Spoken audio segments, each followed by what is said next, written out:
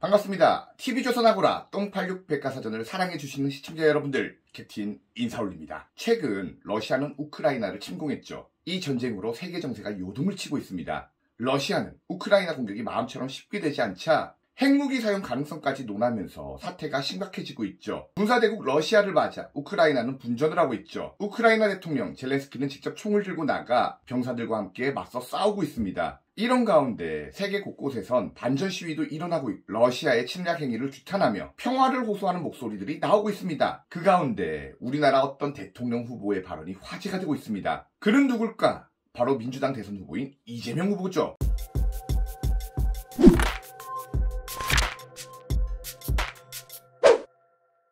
최근 25일 이재명 후보는 TV토론 중 외교안보 분야 토론회에서 이 전쟁의 원인이 우크라이나에 있다는 발언으로 물의를 일으킨 적이 있습니다. 이재명이 말하길 이 전쟁이 일어난 원인을 놓고 우크라이나에서 경험이 6개월밖에 안 된 초보 정치인이 대통령이 된 바람에 나토 가입을 공언하고 러시아를 자극해서 벌어진 전쟁이라고 발언을 했죠. 6개월 초보 정치인이 대통령이 돼서 나토가 가입을 해주지 않으려고 하는데 가입을 공언하고 러시아를 자극하는 바람에 결국은 충돌했죠. 전체적으로 민주당 측 주요 인사들 입장들도 마찬가지입니다. 추미애는 대놓고 지도력 없는 코미디언 출신 대통령이 노골적으로 나토 가입을 공언해서 감당하지 못할 위기를 자초했다고 본인의 페이스북 계정에 올렸죠. 박범계 역시 러시아 침공 예측을 못하고 위기를 키운 아마추어 대통령의 문제라고 트위터에 해당 기사를 올리기도 했죠. 이번 우크라이나 발언은 범여권 혹은 민주당 측의 기본적인 입장으로 보입니다. 최민희 전 의원도 본인의 페이스북에 구한말 상황을 빗대어 말하면서 이 전쟁은 준비 안 된 우크라이나 대통령 때문에 벌어진 전쟁이라고 말을 했고, 민주당 무소속 지부인 김홍걸 의원도 본인의 페북에 아마추어 정치인을 선출한 결과라고 주장을 했죠. 암담합니다. 우리도 역사적으로 외적의 침입을 수없이 받아온 역사가 있는데 침략국을 옹호하며 그 탓을 피해국에 돌리는 모습은 사람들 머리를 어질하게 만들고 있죠. 내가 정말 이 이야기들을 듣고 엄청 황당하더라고요. 아니, 저 사람들이 주장하는 거 그 자체가 근본적으로 오류추성이다 보니까 뭐부터 설명을 해줘야 될지 숨이 턱턱 막히더라고. 자, 우리 함께 팩트 체킹 들어가 봅시다. 첫 번째, 우크라이나 대통령이 외교를 잘 몰라서 나토에 가입을 하려고 했고 이것이 러시아의 침공을 유발시켰다? 네, 당연히 땡입니다. 러시아가 가만히 있는데 러시아 자극하려고 우크라이나가 나토에 가입을 하려고 했을까?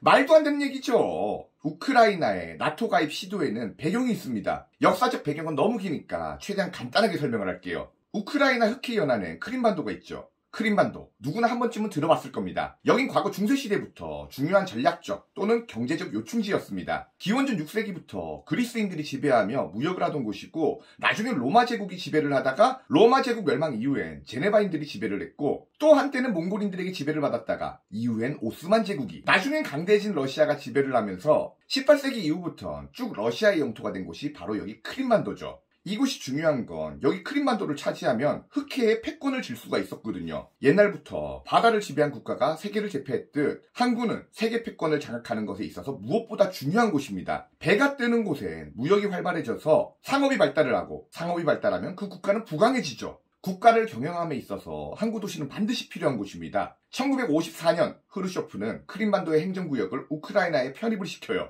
그런데 1991년 소련이 해체가 됩니다. 벨라루스, 카자흐스탄, 우즈베키스탄 이런 나라들이 독립을 하죠. 우크라이나도 그 행정구역 그대로 독립을 합니다. 그래서 크림반도는 우크라이나의 땅으로 독립이 된 거예요. 근데 러시아 입장에선 과거 이 땅이 너무도 아까웠던 겁니다. 때마침 우크라이나는 칠러 정권이었다가 친서방 정권이 들어서는데, 이때를 기점으로 우크라이나 내 러시아계 주민들의 반발이 크게 일어나죠. 우리나라 영호남을 기점으로 영남이 국민의힘, 호남이 민주당 이렇게 지지세가 나눠지는 것처럼 우크라이나도 드네프르강을 기준으로 동쪽은 친러계, 서쪽은 친서방계 정당을 지지하거든요. 친서방계 정권이 집권을 하니까 친러계 사람들이 반발을 했던 겁니다. 특히나 크림반도 지역은 러시아계 주민들이 워낙 많다 보니까 반발이 더 컸어요. 크림반도 사람들은 분리독립 운동을 하고 스스로 러시아에 편입을 하죠. 푸틴은 이때다 싶어서 크림반도를 러시아 영토로 합병을 하고 지금까지 시료 지배를 하고 있습니다. 이때가 2014년이고 이걸 크림 사태라고 불러요. 근데 이걸로 끝이 아니죠. 이 친러계 지역에선 무장봉기가 곳곳에서 일어나요. 러시아 국경지대의 친러계 무장단체들은 루간스크 공화국, 도네츠크 공화국이란 이름으로 우크라이나 정부에 반기를 들었고, 러시아는 이 단체들의 무기를 지원하면서 우크라이나에 내전을 일으키고 괴롭히고 있죠. 우크라이나 입장에선 러시아의 검은 속을 알고 있는데 미국 다음 가는 패권국인 러시아를 상대하기엔 그 힘이 역부족이었던 겁니다. 거기다 우크라이나는 유럽에서 몰도바와 함께 가장 가난한 나라 중 하나예요. 당연히 자국의 힘으로만 강력한 러시아의 상대가 될까? 안 되죠. 그래서 나토에 가입을 해서라도 러시아를 견제하려고 한 겁니다. 나토는 과거 냉전 시절 서방세계 국가들이 미국을 중심으로 소련을 견제하고자 만든 군사연합 조직이니까요. 대통령이 미숙해서? 우크라이나 사람들이 몰라서? 아니지.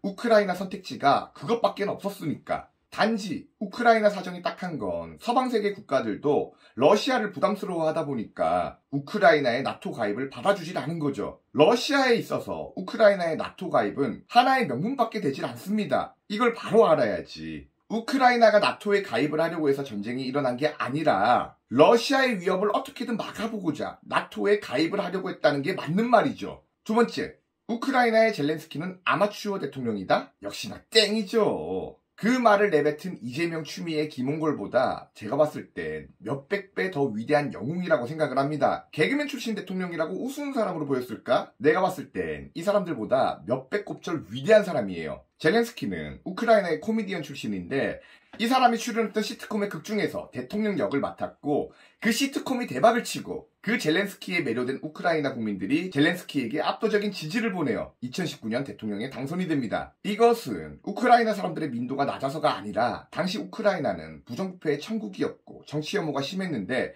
그런 염증들에 시달린 민심이 반영된 결과였죠. 젤렌스키가 대통령으로 보냈던 시트콤 인민의 종이란 프로그램에선 젤렌스키는 정말 멋진 대통령으로 나왔거든요. 그 극 중에서만큼만 멋진 대통령이 돼주길 바라던 우크라이나 국민들의 바람이었죠. 젤렌스키 대통령은 이번에 전쟁이 터지자마자 본인이 최전선에 총을 들고 나가서 병사들과 함께 직접 러시아군을 맞이해서 싸우고 있습니다. 이런 대통령의 모습에 반해서일까 젤렌스키 지지율은 90%를 넘겼고 미스 우크라이나인 미인대회 출신 여성들은 물론이고 백발의 할머니까지 총을 들고 싸우고 있어요. 심지어 우크라이나 민간인들은 러시아군의 탱크를 인간 장벽을 쌓아 저지를 하고 있습니다. 지금 우크라이나 대통령 젤렌스키를 경험 없고 무능한 아마추어라고 주장하는 이재명 후보를 비롯한 추미애 등등등 여기서 과연 젤렌스키를 비웃을 수 있는 사람이 누가 있을까요? 젤렌스키는 지도자의 힘을 보여줬습니다. 국민들에게 진심을 전달했고 통합을 시켰죠. 젤렌스키를 비웃은 이재명 추미애. 이재명 아들은 아빠 백으로 군복무 시절 인사명령 없이 국군 수도병원에 입원했죠. 추미애 아들은 엄마 백으로 군복무 시절 휴가 미복귀를 무마시켰어요. 이들이 어떻게 젤렌스키를 비하할 수 있을까요? 과연 대한민국 유사시 이들은 어떤 행동을 보일까요? 추미애며 이재명이며 젤렌스키처럼 총 들고 전선에 나가서 병사들과 함께 동고동락하며 싸우는 그런 정치인이 될 수 있을까요? 이번에 젤렌스키를 놓고 경험 없는 아마추어라고 비아냥거린 정치인들의 공통점이 뭔 줄 아세요?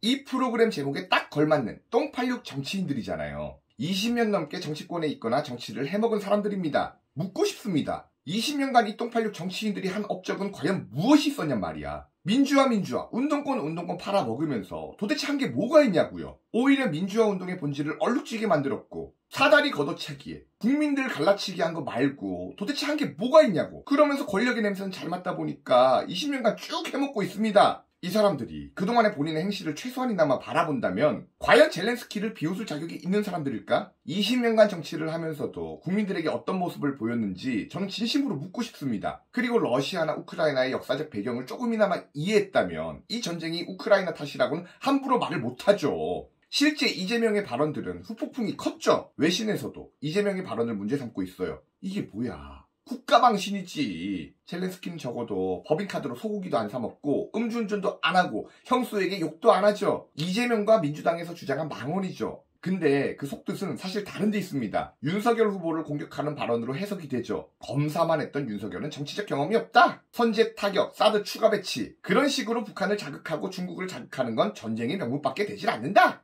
이건 윤석열이 경험이 없기 때문에 하는 발언들이다. 우크라이나 봐라. 정치적 경험 없는 코미디언 출신 대통령이 서방 세계인 나토에 가입을 하려고 미숙한 외교 전략을 펼치다가 패권국 러시아를 자극했고 그래서 전쟁이 벌어진 거 아니냐. 한마디로 정치 경험 없는 윤석열은 안 된다. 실은 이런 주장이죠. 근데 전부 틀렸어요. 전쟁의 배경이나 지식조차 모르니까 저런 망언들이 나온 거고 남의 나라 일이라고 막말을 하는 수준만 봐도 저들이 얼마나 한심한지 각이 나오죠. 그리고 윤 후보가 주장한 사드 추가 배치와 선제 타격을 가지고서 전쟁광이라고 비방을 하는데, 사드는 공격무기가 아닌 방어무기죠. 사드는 중국이 싫어하고 중국을 자극하니까 우리의 방어수단을 포기해야 한다? 왜? 아예 중국이 싫어하니까 군대를 해산시키자고 해보시지. 미국은 우리의 최대 동맹국이고 중국은 우리의 최대 교역국이죠. 그 사이에서 중국을 자극하지 않는다는 건 맞는 말인데, 사드는 분명히 우리의 방어무기거든. 이 관점에서 외교를 풀어나가야죠. 무조건 사드 반대라는 주장만 하고 있죠. 선제 타격도 마찬가지야. 선제 타격은 북한을 선제 공격하거나 북진통일과는 다른 개념이죠. 북한의 위협이 커져서 전쟁이 임박하거나 핵 공격이 임박했을 때, 우리의 안보에 위기가 있을 땐 선제 타격으로 그 위험을 제거한다는 것. 이것이 선제 타격이거든. 지금도 우리의 기본적인 국방 전략입니다.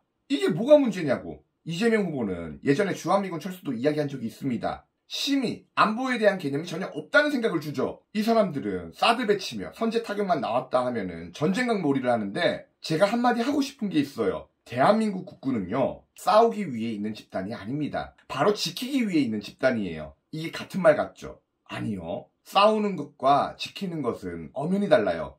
왜냐?